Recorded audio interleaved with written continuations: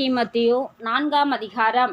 நான் தேவனுக்கு முன்பாகவும் உயிரோடு இருக்கிறவர்களையும் மரித்தவர்களையும் நியாயம் தீர்க்கப் போகிற கர்த்தராகிய இயேசு கிறிஸ்துவுக்கு முன்பாகவும் அவருடைய பிரசன்னமாகுதலையும் அவருடைய ராஜ்யத்தையும் சாட்சியாக வைத்து கட்டளையிடுகிறதாவது, சமயம் வாய்த்தாலும் வாய்க்காவிட்டாலும் ஜாக்கிரதையாய் திருவசனத்தை பிரசங்கம் பண்ணு. எல்லா நீடிய சாந்தத்தோடும் உபதேசத்தோடும் கண்டனம் பண்ணி கடிந்து கொண்டு புத்தி சொல்லு. ஏனென்றால் அவர்கள் ஆரோக்கியமான உபதேசத்தை பொறுக்க மனதில்லாமல் செவித்தனம் உள்ளவர்களாகி தங்கள் சுய இச்சைகளுக்கேற்ற போதகர்களை தங்களுக்கு திரளாக சேர்த்து கொண்டு சத்தியத்துக்கு செவியை விலக்கி கட்டுக்கதைகளுக்கு சாய்த்து போகும் காலம் வரும்.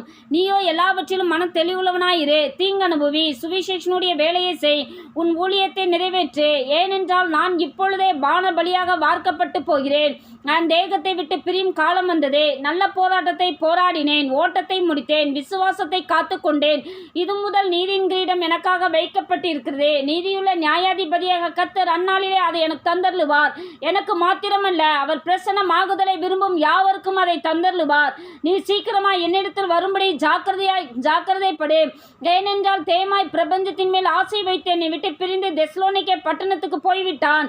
கிறிஸ்கே காலத்திய நாட்டிற்கும் தீத்து தல்மத்திய நாட்டிற்கும் போய்விட்டார்கள். லூக்கா மாத்திரம் என்னோட கூட இருக்கிறான். மார்க்குவை உன்னோட கூட்டிக் கொண்டு வா. ஊழியத்தில் அவன் எனக்கு பிரயோஜனம் உள்ளவன். தீகுக்குவை நான் எபேசுக்கு அனுப்பினேன். துரோவா பட்டணத்தில் கார்ப்பு என்பவன் வசத்தில் நான் வைத்த மேலங்கையும் புஸ்தகங்களையும் விசேஷமாய் சுருளையும் நீ வருகிற போது எடுத்துக்கொண்டு வா. கண்ணனாகிய அலெக்சாந்தர் எனக்கு வெகு தீமை செய்தான். அவனும் செய்கைக்கு தக்கதாக கர்த்தர் அவனுக்கு பதிலளிப்பாராக. நீயும் அவனை குறித்து எச்சரிக்கையாயிரு. அவன் நம்முடைய வார்த்தைகளுக்கு மிகவும் எதிர்த்து நின்றவன். நான் முதல் விசை உத்தரவு சொல்ல நிற்கையில் ஒருவனும் என்னோட கூட இருக்கவில்லை. எல்லாரும் என்னை கைவிட்டார்கள். அந்த குற்றம் அவர்கள் மேல் சுமராதிருப்பதாக. கர்த்தரோ எனக்கு துணையாக நின்று என்னாலே பிரசங்கம் நிறைவேறுவதற்காகவும் புறஜாதியார் எல்லாரும் கேட்கிறதற்காகவும் என்னை பலப்படுத்தினார். சிங்கத்தின் வாயிலிருந்தும் நான் ரட்சிக்கப்பட்டேன். கர்த்தர் எல்லா தீமை நின்றும் என்னை ரட்சித்து தம்முடைய பரம ராஜ்யத்தை அடையும்படி காப்பாற்றுவார்.